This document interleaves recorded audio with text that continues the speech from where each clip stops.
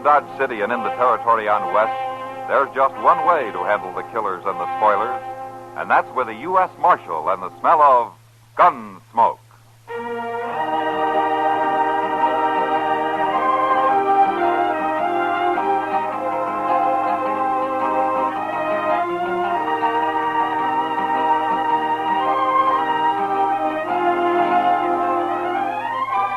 Gunsmoke, starring William Conrad. The story of the violence that moved west with young America. The story of a man who moved with it. Matt Dillon, United States Marshal.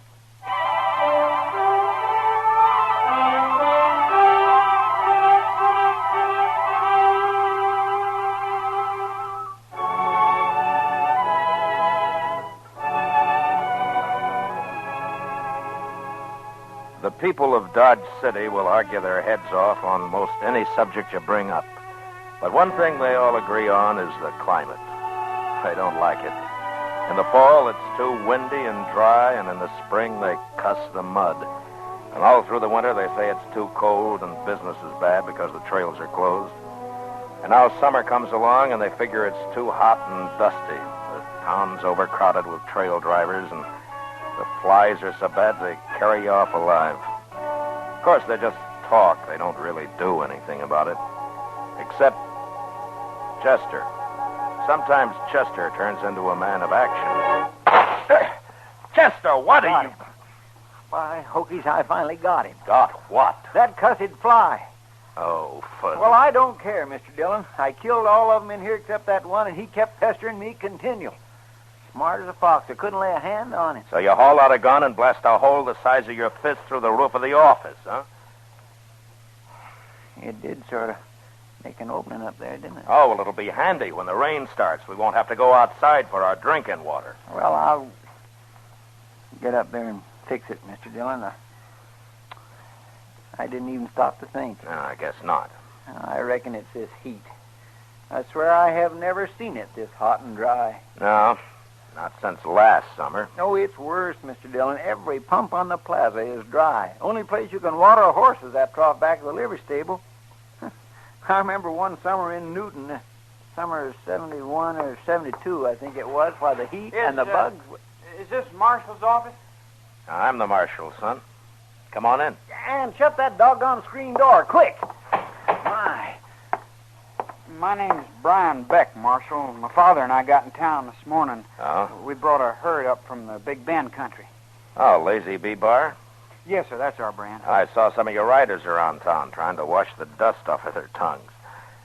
Have a rough trip? Yes, sir. Half the water holes are dry, fences across the trail in North Texas, but that's not what I came in about. Oh? The fact is, Marshal, I'm trying to head off some trouble. What kind of trouble, son? Well, you see, the colonel, my father, is a fine old man, but sometimes he just doesn't get along with people too well. Colonel? U.S. Cavalry, 25 years, retired. Oh. You see, that's the trouble, sir. He tries to treat the cowboys like an army command. They don't like that. This morning, when he paid them off, one of them warned him to go armed while he was here. Told him he was going to shoot him on sight. Oh, which one? Bud Stark, the range boss. Short, stout fellow with a... Oh, yeah, I saw him in the Texas Trail a while ago. Marshal, my father was probably fast with a gun once. He thinks he still is, but he's not. He wouldn't have a chance. Well, what you want me to do, then, is try to keep them apart, is that it? I reckon so. Well, 10 to 1, it won't work. If Stark's got his temper up, he'll find a way to make his call. Well, maybe in that case, you better tell me where I can buy a gun. You, know how to handle one? No, sir. I grew up back east with my mother. I guess I can learn, though. Yeah, sure you can. But a gunfight's not exactly the place to start practicing. He's my father, sir. I gotta do something. Tell me something, Brian. How old are you? 18.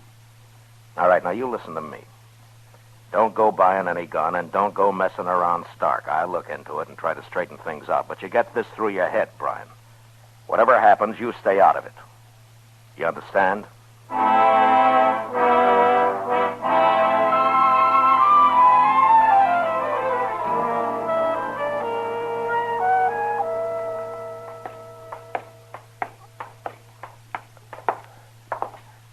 First room at the head of the stairs, the clerk said. This must be it, Mr. Dillon. Yeah, I guess so.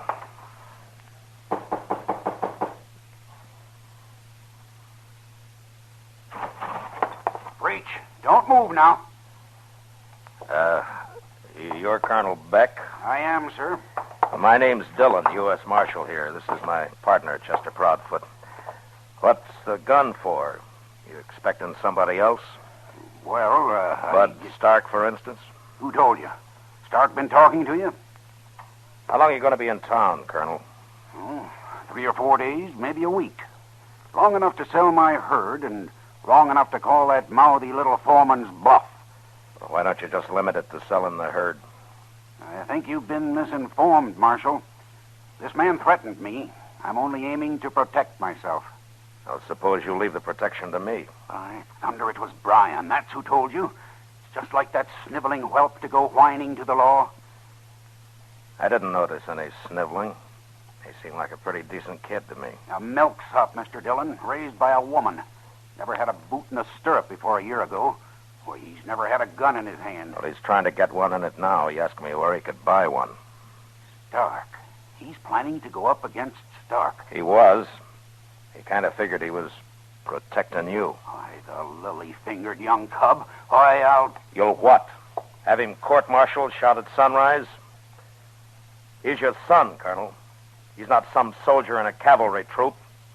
Neither is Stark nor the rest of your men. I'm not obliged to listen to this kind of talk, Marshal. And if you go out gunning for Stark, and if you're lucky enough to live through it, I'll jail you and you'll stand trial. Now, you just sell your cattle and stay clear of Stark. Come on, Chester, let's go.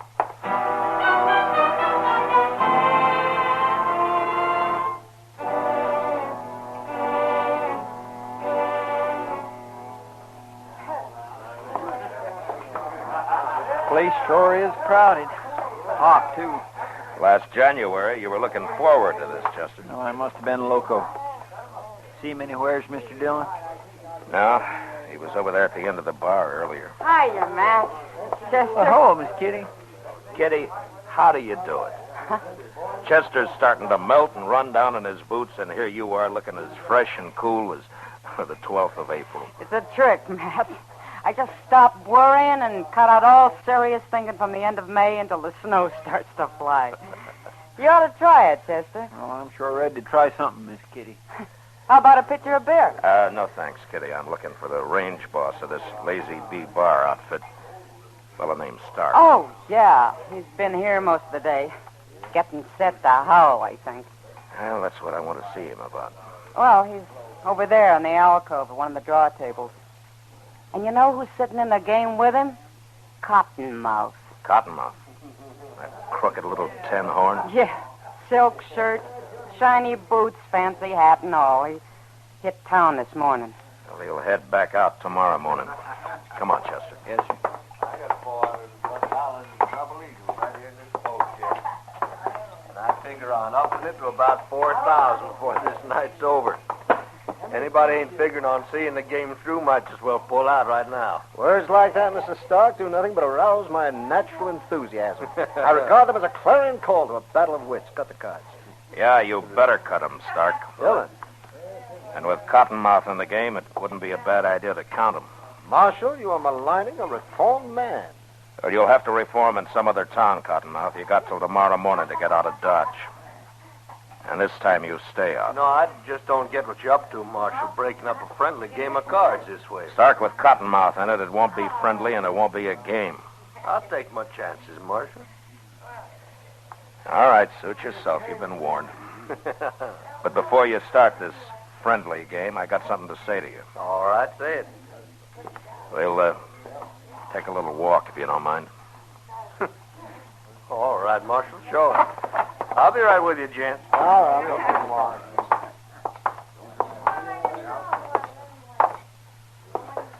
Stark, I understand you threatened Colonel Beck this morning. Oh, he come a-crying to you, huh? You know him better than that. Yeah, I reckon so. Well, now, supposing I did, Marshal, maybe I wasn't the only one making threats.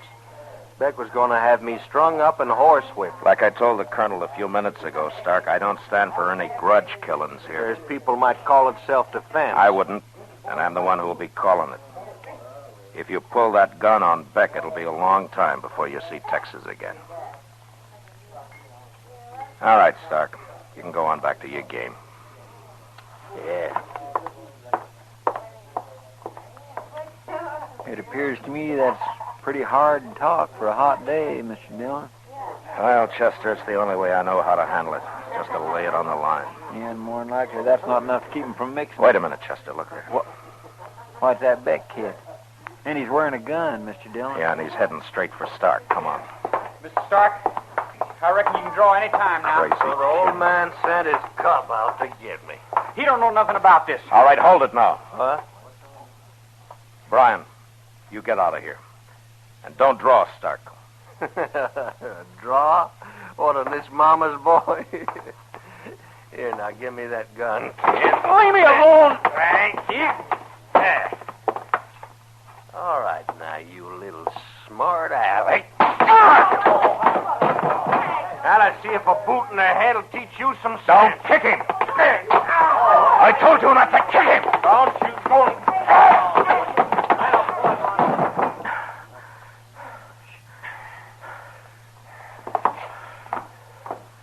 You had no reason to hit me, Marshal.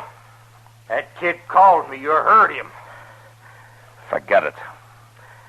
Now go on back to your game.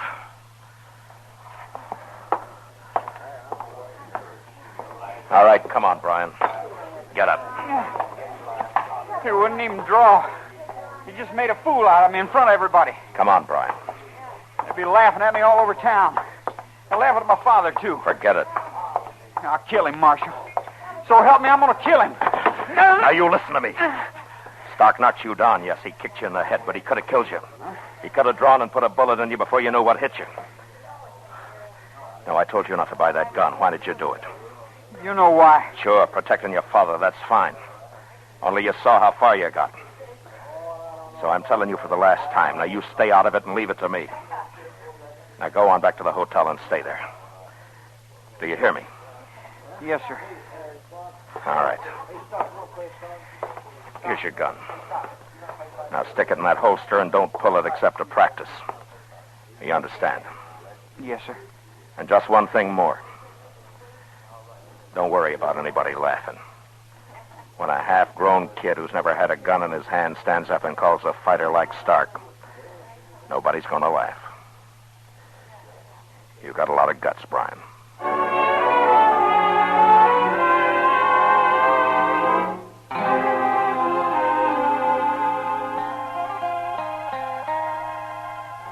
Well, Mr. Dillon, you think they're going to stay away from each other? Stark and the Colonel? I don't know, Chester. About an even chance. If it holds off for a day or two, they'll probably cool down and forget about it. Well, that kid sure was spunky this afternoon. Yeah. Well, he's dying to have the old man respect him. Yeah. Too bad Beck's so bullheaded. Matt! In here, Doc. Thought it'd be cooler with the lamp out. Well, don't bother about lighting it now. We've got a job of work between us, Matt. Well, what do you mean? Some of the boys just found a body lying by the horse trough behind the livery stable. Been shot in the back. Who? A trail driver. Name of Bud Stark.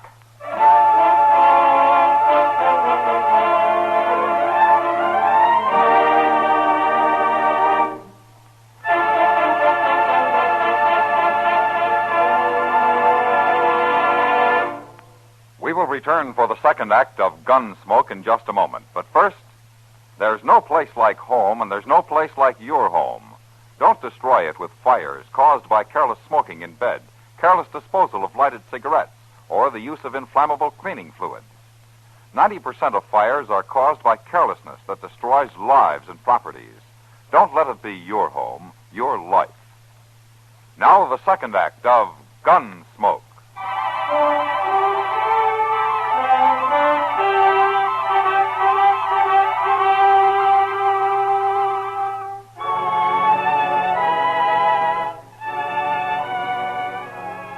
The livery stable is down at the east end of the plaza, across from the Dodge house. And the watering trough is out back at the edge of the corral. Stark was lying face down in the mud, and his horse was standing a few yards away with the reins trailing on the ground. Some of the boys from the railroad yard held lanterns so Doc could see to work. The flares of heat lightning were coming a little closer together.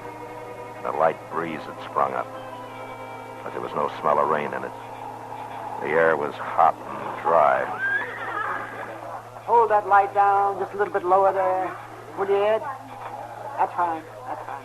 It's a bad business, Mr. Dillon, shooting a man in the back that way. Must have slipped up behind him while he was sitting there on his horse waiting for it to drink. Yeah, it looks that way. Well, as soon as Doc gets through there, Chester, you better go through his pockets, collect all of his effects for the nearest of kin. Yes, sir. Well, he can get at it right now, Matt. There's nothing more I can do here. No, whoever did it had him pretty well centered. All the time in the world. When you're aiming at a man's back. Probably never knew what hit him. Well, I wish it had happened some other way than this. Any other way. Yeah. Got any idea who did it? Yeah, I'm afraid so, Doc. Well, what do you got, Chester? Well, not much, Mr. Dillon. His gun, of course, which hasn't been fired, a jackknife and a gold watch, sack of makings and some papers, box of sulfur matches, and that's it. Well, he was traveling light. Matt, I thought Colonel Beck paid off his boys this morning. Yeah, he did, Doc. Stark got in a draw game with a gambler named Cottonmouth. I warned him he'd get cleaned up. Well, he sure did. Not a cent on him, Mr. Dillon. Well, he doesn't need any money, Chester. No.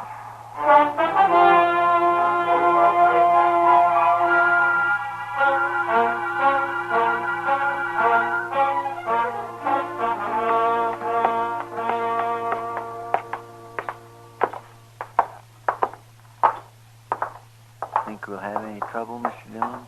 The odds are against it.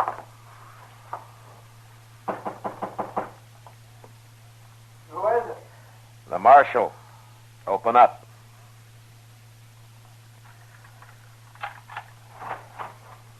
Oh, I was about asleep, Mr. Dillon. I couldn't figure who was knocking. Where's your gun, Brian? Well, it's over there on the bureau. What do you want it for?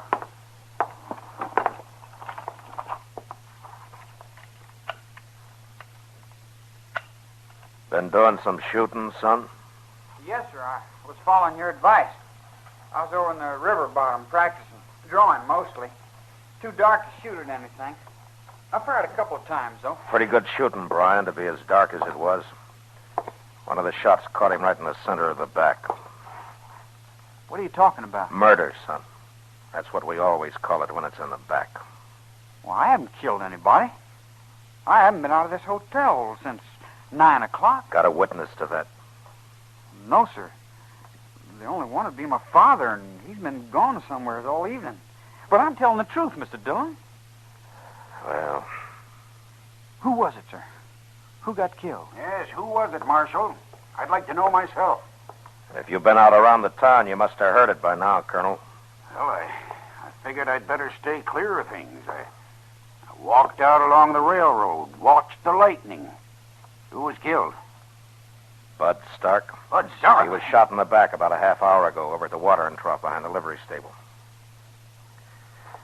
Well, Brian, I guess we better be getting along. Just a minute now. What makes you think Brian had anything to do with it? The facts, Colonel. He bought himself a gun this afternoon, called Stark in the Texas Trail about 4 o'clock and got knocked down and kicked in the head. Brian, is that the truth? Yes, sir. He swore then he'd killed Stark, and about 8 hours later, Stark's found dead. Oh. It adds up, Colonel. I wish it didn't, but it's too late now to wish. That's why I told him to stay out of it. Told you both to stay out of it. Went out and bought a gun. Didn't say a word. Stood up to Bud Stark. Why, Brian? Why did you do it? Well, I figured maybe you'd think different of me, sir. I mean, if I showed you I could, well, pitch in and help when you needed it. Stand up and face things. Marshal, what would you say if I told you you're after the wrong Beck? Are you telling me? Yes. I killed Stark myself. Father. Well, I'd say you're making a nice effort, Colonel.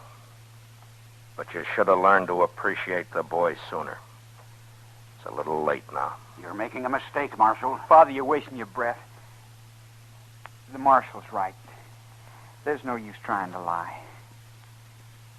Yeah, I killed him. I'm ready any time, Mr. Dillon. All right, let's go.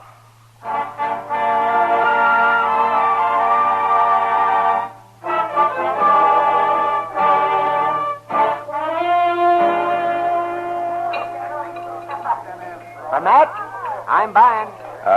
No, I guess not. Thanks, Doc. Might say this is on that fellow Stark.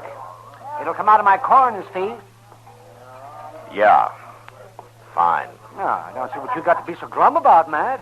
An hour after a killing, and you've got the killer locked up tight and snug in jail. Oh, relax. Your job's over. Yeah, I guess so. I sure wish it had been anybody else but that kid, though. I liked him. Figured he was all right. And then he... In the back, Doc. Well, he's only a young'un. You can't blame him too much. I got him bedded down for the night, Mr. Dillon. Put him in the corner cell. It's a little cooler back there. Oh, thanks, Chester. Doc, did you ever in all your born days see a spell of heat as bad as this? Never did. It's a corker. Well, I thought earlier it might get a drop to a rain or Heat something. lightning, Doc, just heat lightning. I hear you settled that Stark thing in a hurry, Matt. Yeah, I've got the Beck kid locked up, Kitty. I'm sorry it was him, Matt.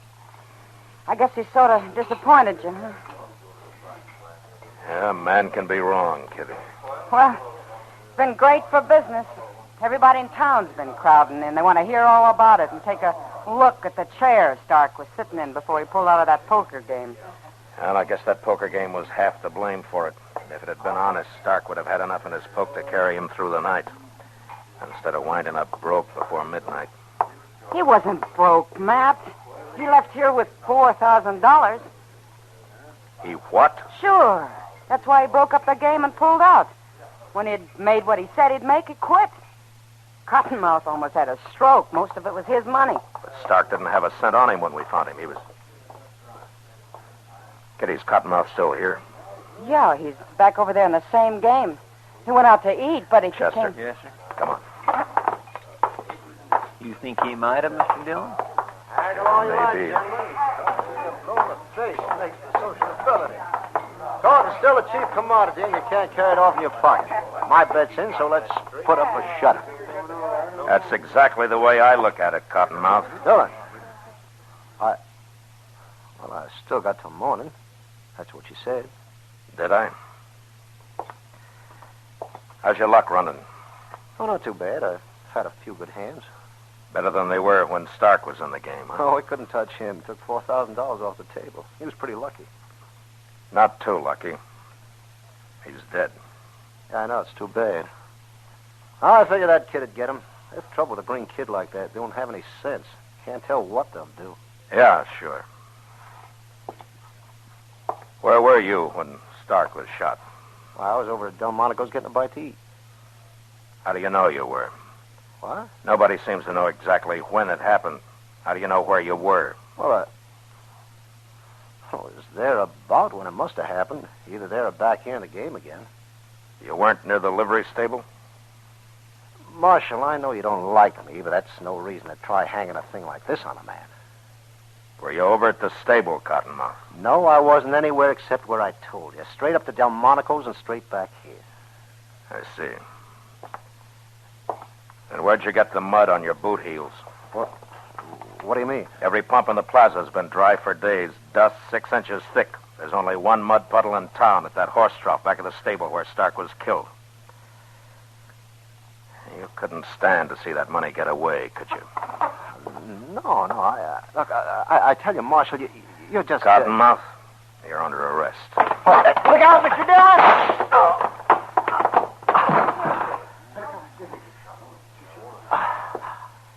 You made a mistake, Cottonmouth. No, Marshal. You did. I robbed him, but I didn't kill him. I was going to. I followed him, but he was dead when I found him. What's the point of lying now? I'm not lying, Marshal. It's the truth.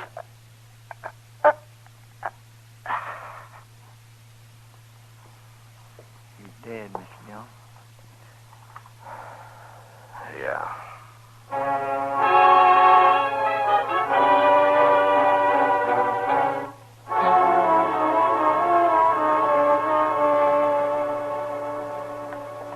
I reckon the boy will be mighty glad to get out of that cell. Yeah, and I'll be glad to let him out, Chester. He's a good boy. Trying to cover for his father and all. Yeah. He'll make out all right. When he calms down a little. Yes, sir. Wait a minute, Chester. What is it, Mr. Dillon? Listen. Say, that's coming from the back of the jail. Yeah, come on. Quiet now. There's a couple of horses tied there. Yeah, sure. For the getaway. Colonel's trying to pry him out of jail. You're going to a lot of work for nothing, Colonel. Marshal, don't shoot. I'm not going to shoot, Colonel. I couldn't let him down. Even if he did murder Bud Stark. It's all right, Colonel. Everything's all right. It was his last chance. I'm sorry, Brian. You'll have to face it out. Listen to me, Colonel. No use to lie anymore, Marshal. I saw him. What? I was out walking along the railroad like I told you. I saw Brian come up behind Stark and shoot him. Oh. I can't admire a man doing that. But he's my son. I tried to protect him. I've done what I can. Now they'll hang him. Is this true, Colonel? He's not a bad boy. He was just trying to help me. Just trying to help me. I guess it is, Chester. Yes, sir. But what about Cottonmouth? It looks like Cottonmouth wasn't lying after all. And he got himself killed for nothing. Well, he tried to kill me. And he would have killed Stark. Too bad he didn't beat Brian to it. Yeah.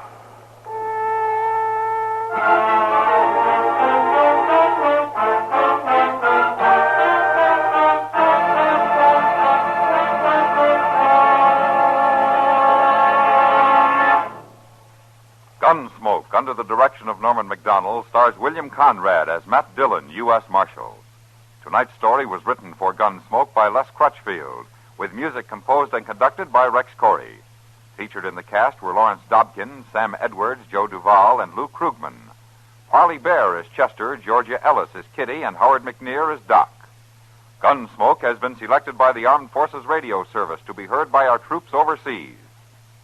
Join us again next week as Matt Dillon, U.S. Marshal, fights to bring law and order out of the wild violence of the West in Gunsmoke.